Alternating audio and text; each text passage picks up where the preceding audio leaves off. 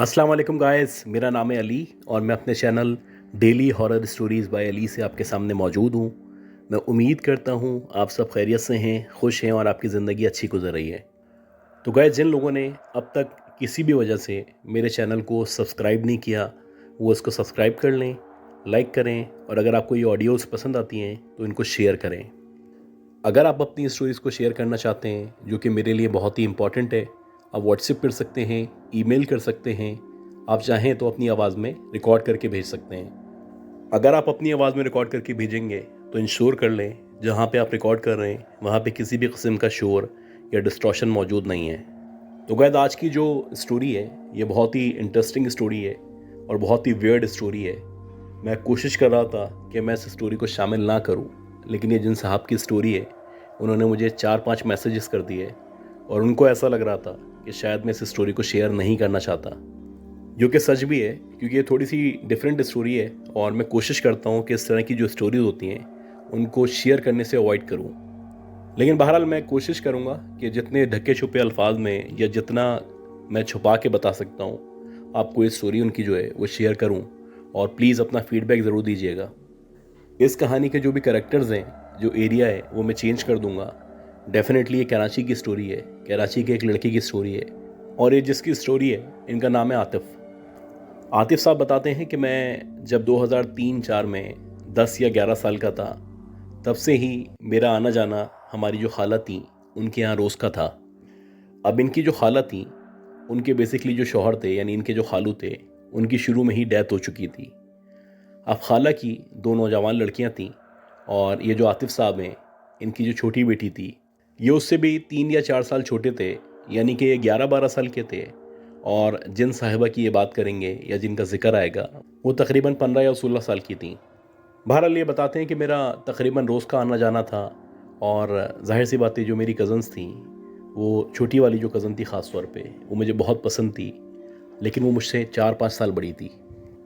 और जो माएँ होती हैं या जो ख़वातीन होती हैं या जो हमारे समझ लें फ़ैसले किया करती हैं, वो कभी भी इस चीज़ को एक्सेप्ट नहीं करती कि लड़की लड़के से 3-4-5 साल बड़ी हो, जो एक अजीब सी रियलिटी है।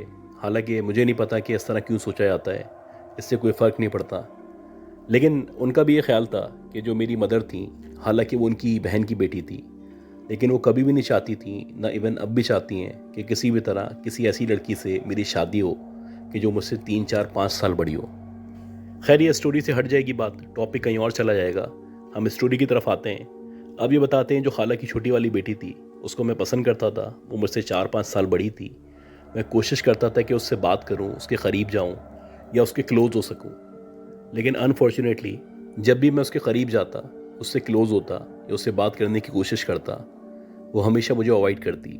हालांकि मैं खुश शक्ल था, खुश गुफ्तार था, काबिल कबूल था, लेकिन वो कहती थी कि तुम एज में मुझसे छोटे हो, तुम मेरे छोटे भाइयों की तरह हो। और मैं उसको बार बार रियलाइज़ कराने की कोशिश करता कि मैं उसको बहुत पसंद करता हूँ या मेरे लिए वो बहुत इंपॉर्टेंट है। अब ये बताते हैं कि जैसे जैसे 1-2 साल मज़ीद गुजरे, जाहिर सी बात है बलूगत की तरफ हम आ चुके थे, हार्मोनल चेंजेस होना शुरू हो गए थे। तो हमारे ख़ानदान का क्राइटेरिया यही था या ऐसा हुआ करता था कि जैसे ही लड़के बड़े होना शुरू होते हैं या लड़कियाँ बड़ी होना शुरू होती हैं तो उनको एक दूसरे से दूर किया जाता है, लड़कियों को पर्दा कराया जाता है ताकि एक दूसरे का कम से कम आमना सामना हो, जो दीन की एक रिक्वायरमेंट है। अब ये बताते हैं कि जैसे जैसे एज बढ़ी वैसे वैसे मेरे खाला के घर जाने पे या मेरी खाला की बेटियों के हमारे घर आने पे जो पाबंदियां थीं वो लगना शुरू हो गईं। आहिस्ता आहिस्ता करके हमारा आना जाना कम से कम होता चला गया। अब वो जो दौर था, उस दौर में 2003-4 में मोबाइल्स नए नए आए थे, इतना ज़्यादा लोगों में रुझान नहीं था। नॉर्मली लोगों के पास मोबाइल वगैरह नहीं हुआ करते थे, ख़ास तौर पे इंटरनेट का इतना इजीली एक्सेस नहीं था जैसे अभी हुआ करता है। खैर, इनकी जो खाला की बेटी थी छोटी वाली, जिसको ये बहुत पसंद करते थे, इनको पता था कि वो कौन से स्कूल में पढ़ती है या कब आती है कब जाती है। ये अक्सर उसके रास्ते में खड़े हो जाते। हालांकि खाला की बेटी थी, लेकिन जाहिर सी बात है एज बढ़ रही थी, पाबंदियाँ लग रही थी, तो ये उससे उसके घर जाके मिल नहीं सकते थे, लिहाजा स्कूल के बाहर खड़े हो जाते। गर्ल्स के जहाँ जहाँ पे भी ये उस लड़की को देख सकते थे वहाँ ये पहुँच जाते। लेकिन वो जो लड़की थी मुसलसल इनको इग्नोर करती, इनको घास नहीं डालती और हर तरह से नज़रअंदाज करती। अब ये अपने जिस्म कद-ओ-क़ामत के बारे में बताते हैं कि इनका जो कद था वो ज़्यादा लंबा कद नहीं था, यानी बुनियादी तौर पे इनका जो कद था वो छोटा कद था, हालांकि जो इनकी शक्ल थी वो काबिल कबूल थी, बल्कि अच्छी थी। खैर, किस्सा मुख्तसर करते हैं। अब ये बताते हैं कि एक दफ़ा मैंने अपनी कज़न को रोकने की कोशिश की या उससे बात करने की कोशिश की। उसने मेरा हाथ पकड़ा और झड़क दिया। उसने कहा कि आज के बाद अगर तुम मेरे रास्ते में आए, तुमने इस तरह की बदतमीज़ी की, तो मैं तुम्हारे घर में भी बताऊंगी, बल्कि पूरे ख़ानदान में मशहूर कर दूंगी कि तुम एक बदतमीज़ और बदतहज़ीब लड़के हो। अब ये सुन के ज़ाहिर सी बात है, जब उसने ख़ानदान का जिक्र किया तो मेरे ऊपर खौफ तारी हो गया और मैंने कहा या फ़ैसला किया कि अब मैं इसके पीछे नहीं जाऊंगा, मैं इसको तंग करूंगा। लेकिन मैं मेंटली बड़ा टॉर्चर्ड था, बहुत तकलीफ़ में था। मेरे लिए बड़ा मुश्किल था उसको भूल पाना या उसको अपने दिल से निकाल पाना। और रोज़ बरोज़ मेरी जो हालत थी वो बुरी से बुरी होती चली जा रही थी। अक्सर ऐसा होता कि मैं रातों में 10, 11, 12 बजे ग्राउंड में, पार्क में जाके बैठ जाता, अकेले अकेले बैठा रहता, ख़यालात में उसको अपने करीब महसूस करता और हर वक्त मुझे लगने लगता जैसे वो मेरे करीब मौजूद है, मैं उससे बातें करता। हालांकि रियलिटी में वो मेरे करीब मौजूद नहीं थी, ना मेरे साथ थी, ना मेरे पास थी। ये बताते हैं कि इसी तरह 2-3 साल गुजर गए और एक दफ़ा रात के तकरीबन 2 या 2:30 बजे का टाइम था। ये दस्तगीर का एक ग्राउंड है, वहाँ का जिक्र करते हैं कि मैं वहाँ पे बैठा हुआ था और मैं उसी के बारे में सोच रहा था और सोच रहा था कि कोई ऐसा मौका मिल जाए, कोई ऐसा लम्हा आ जाए कि किसी भी तरह वो मेरे सामने आ जाए या वो मेरी बन जाए।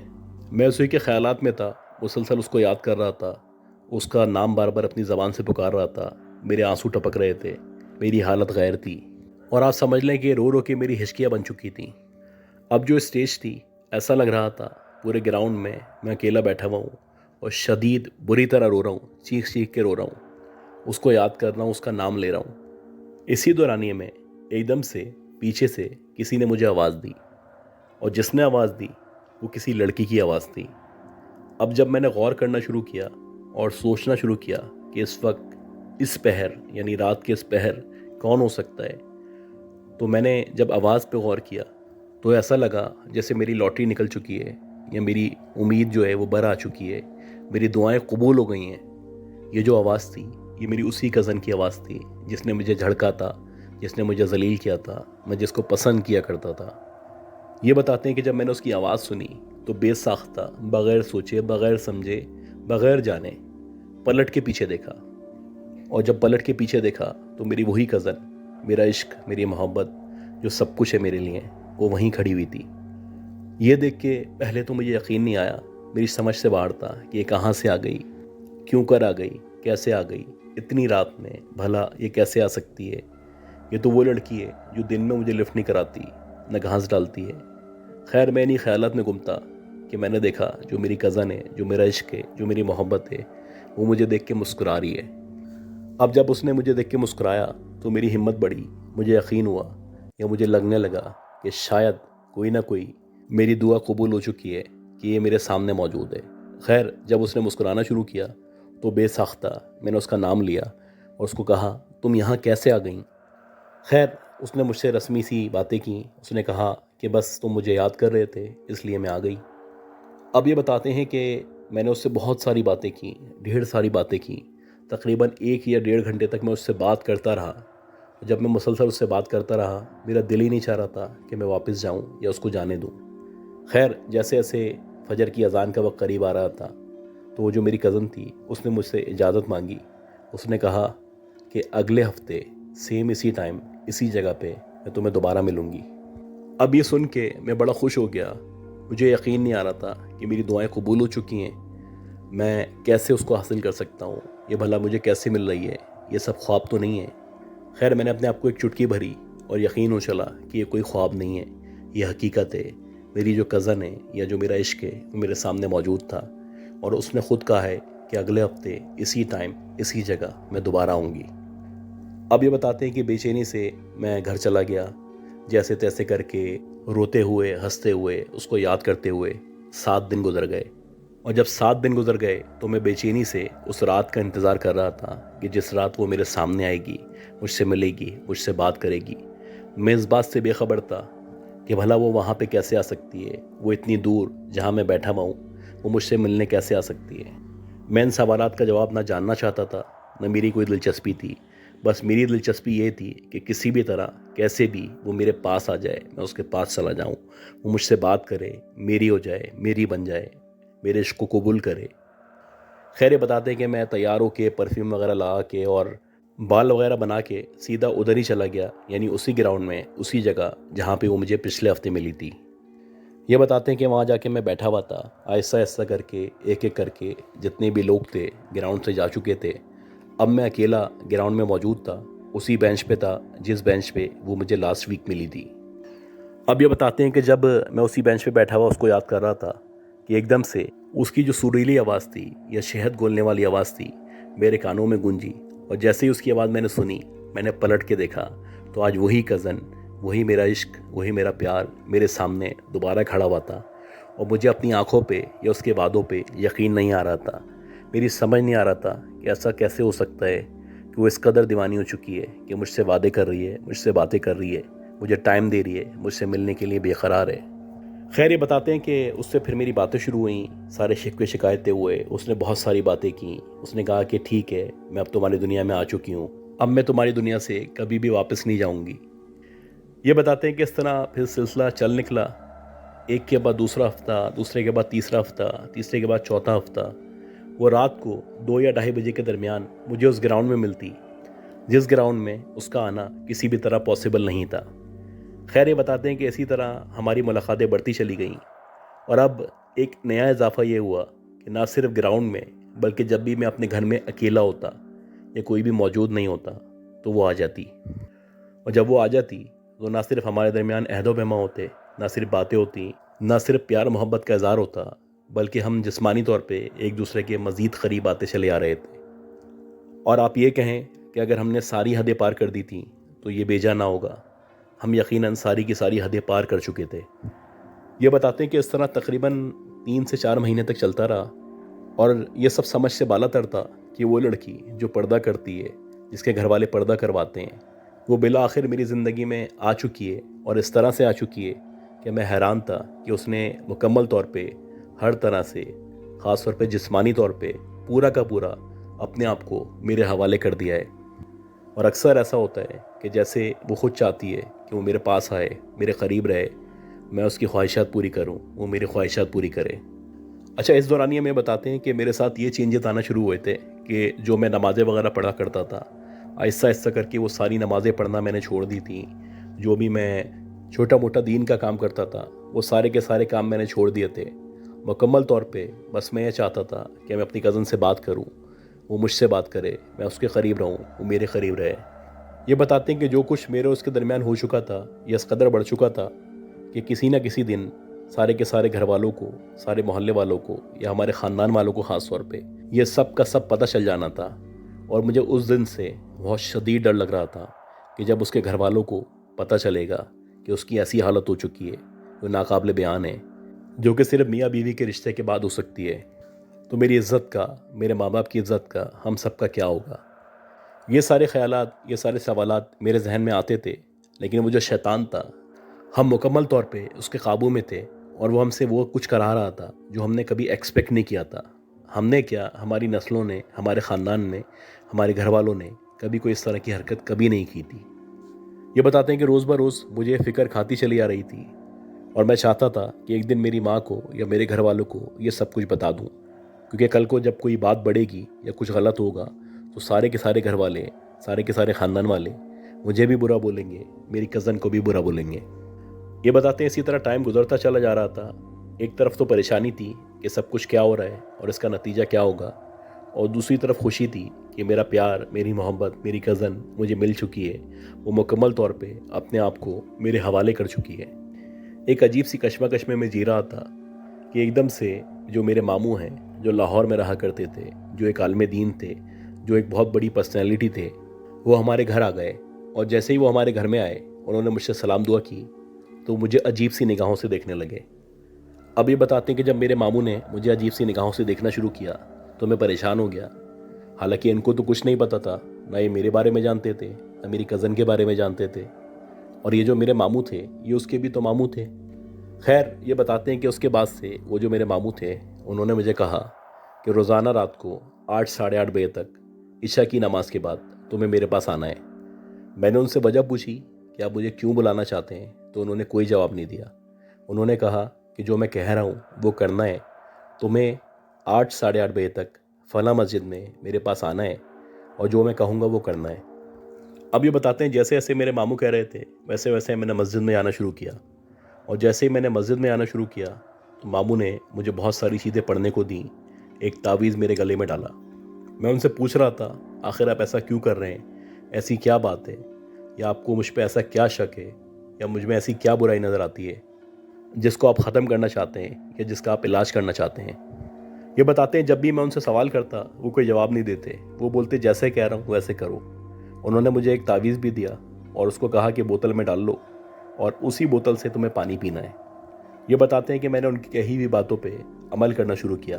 और जैसे जैसे मैंने अमल करना शुरू किया तो जो मेरी कज़न थी, जो मेरे करीब आ चुकी थी, जो मेरा सब कुछ थी, जो मेरे साथ हर तरह के ताल्लुकात इस्तवार कर चुकी थी, उसने आहिस्ता आहिस्ता करके पार्क में, मेरे घर में, मेरे करीब आना छोड़ दिया।